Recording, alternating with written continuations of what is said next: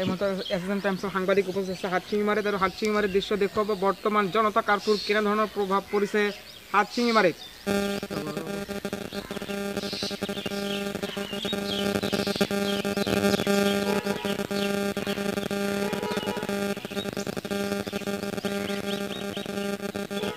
ৰাজদুল ইছলাম কেনে ধৰণৰ প্ৰভাৱ পৰিছে বৰ্তমান হাটশিঙিমাৰীত?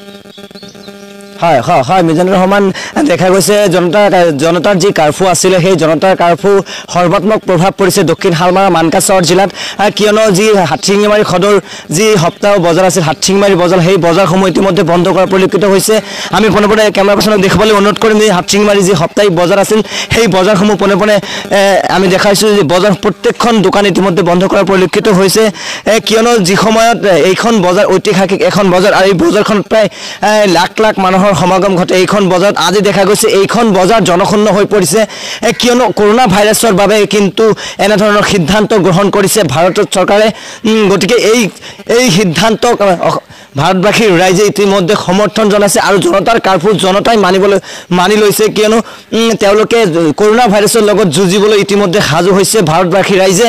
আৰু তেওঁলোকে দেখা গৈছে ঘৰৰ পৰা ওলোৱা নাই, তেওঁলোকে ঘৰত বহি টিভি চাই থকা পৰিলক্ষিত হৈছে, কিয়নো কৰোনাৰ যি আতংক সেই আতংকৰ বাবে কিন্তু এনেধৰণৰ ব্যৱস্থা গ্ৰহণ কৰিছে। আমি পোনে দক্ষিণ শালমাৰা সদৰ হাটশিঙিমাৰীৰ পৰিৱেশ দেখুৱাইছোঁ। আচলতে এই ধৰণৰ চাওক দোকানসমূহ আছে, যিসকল ব্যৱসায় প্ৰতিষ্ঠান আছিল, বিদ্যালয় আছিল, সেই সকলোসমূহ প্ৰতিষ্ঠান ইতিমধ্যে বন্ধ কৰি দিয়া হৈছে। আমি হাটশিঙিমাৰীৰ পৰিৱেশ দেখাই আহিছোঁ। আচলতে এইদৰে সকলো দোকানপাট ইতিমধ্যে বন্ধ কৰাৰ পৰিলক্ষিত হৈছে। আৰু যিখন বজাৰত প্ৰতি দেওবাৰে সমীয়া এখন সাপ্তাহিক বজাৰ আছিল আৰু সেই বজাৰসমূহ বন্ধ কৰি দিয়া হৈছে। এইখন বজাৰত প্ৰায় লাখ লাখ টকাৰ ব্যৱসায় ঘটে আৰু এই বজাৰসমূহ ইতিমধ্যে বন্ধ কৰি দিয়া হৈছে। আৰু বিশেষকৈ অসমৰ স্বাস্থ্যমন্ত্ৰী ডক্টৰ হিমন্ত বিশ্ব শৰ্মাই এটা গুৰুত্বপূৰ্ণ কথা কৈছে যে যিসকল শিশু আৰু সেই শিশুসকলক বিনা কাৰণত ঘৰৰ পৰা উলিয়াবলৈ নিষেধাজ্ঞা প্ৰদান কৰিছে, আৰু 60 বছৰৰ ঊৰ্ধে যিসকল বৃদ্ধ লোক আছে তেওঁলোককো কিন্তু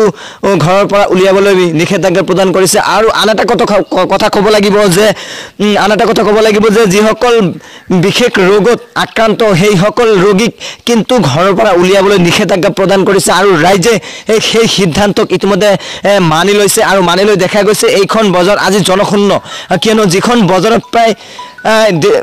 প্ৰায় লক্ষাধিক টকাৰ ব্যৱসায় হয় এইখন বজাৰ আজি জনশূন্য হৈ পৰিছে।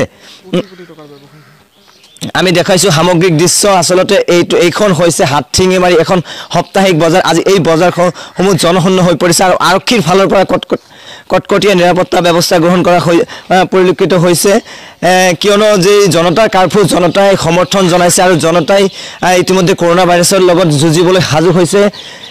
কৰোনাৰ যি সন্ত্ৰাস ভাৰতবৰ্ষৰ সৃষ্টি হৈছে, ইতিমধ্যে 209 গৰাকীকৈ ব্যক্তি ভাৰতবৰ্ষৰ কৰোনাত আক্ৰান্ত হৈছে আৰু ইতিমধ্যে 5জনকৈ লোক কৰোনা ভাইৰাছত আক্ৰান্ত হৈ মৃত্যু হৈছে ভাৰতবৰ্ষক।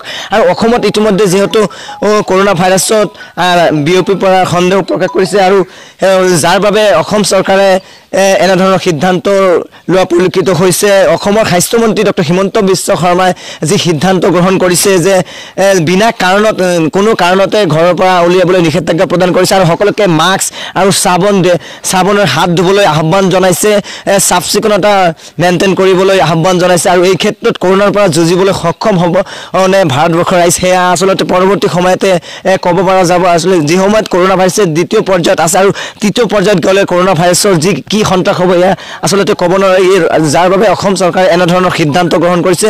আৰু ভাৰতৰ প্ৰধানমন্ত্ৰী নৰেন্দ্ৰ মোদীয়ে যি জনতাৰ কাৰ্ফিউৰ আহ্বান কৰিছিল আৰু এই কাৰ্ফিউ ইতিমধ্যে অসমবাসীৰ ৰাইজে